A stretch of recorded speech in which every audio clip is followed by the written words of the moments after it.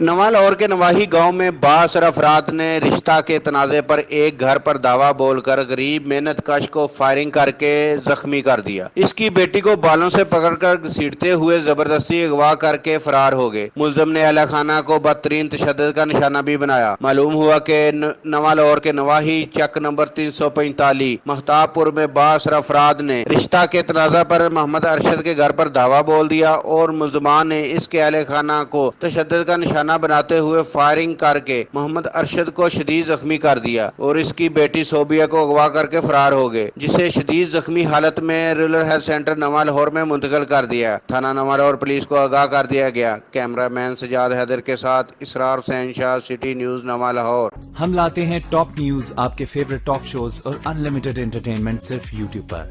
अगर आपने अभी तक हमारा चैनल सब्सक्राइब नहीं किया तो अभी सब्सक्राइब करें और बेल आइकॉन को क्लिक करके हमारी लेटेस्ट वीडियोस के बारे में अपडेट जानें।